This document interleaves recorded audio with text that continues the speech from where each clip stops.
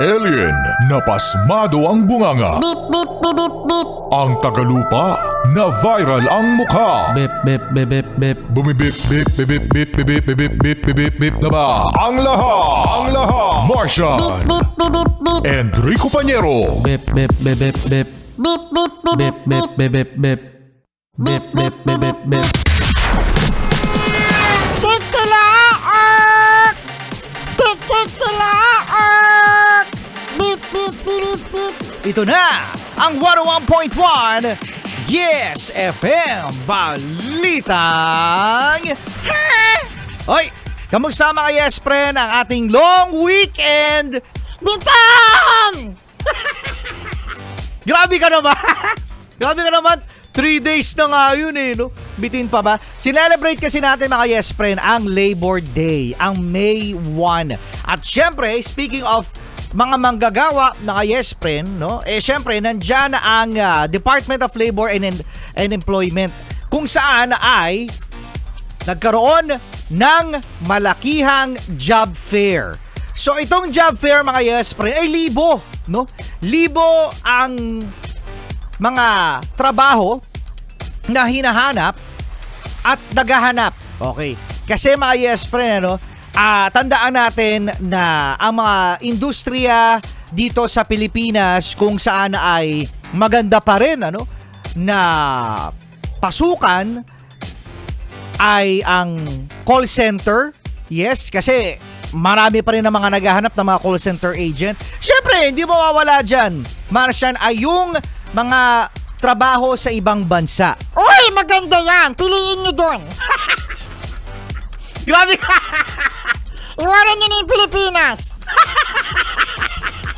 Grabe ka! Grabe ka naman! Piliin nyo na yun. Iniwan talaga. Yun talaga ang isa sa mga mga Yes Friend, ano? Priority na mga Pilipino. Yan ang malaking sweldo. Okay, dahil nga syempre, no, dahil sa mahal ng bilihin, ang isa sa mga pinoblema na mga nag-apply mga Yes Friend sa malakihang job fair ng DOLE mga Yes Friend ay yung hindi akma ang skills sa trabaho. So, ito yung mga graduates natin na pumili ng kurso nakatapos, pagkatapos hindi naman aligned, no, yung ina-applyan nila doon sa trabaho. Kaya importante mga Yes Friend, yung mga estudyante diyan na nagbabakasyon ngayon, tapos papunta na sa kolehiyo, isipin nyo kung ano nga ba talaga ang gusto nyong kurso. Kasi importante mga Yes Friend na yung kurso ninyo ay makakapag-drive sa inyo, no? At makakapagbigay sa inyo ng yung gusto nyo. Kasi marami dyan mga Yes Friend, ang mga napilitan, kaya hindi sila ginaganahan mag-aral.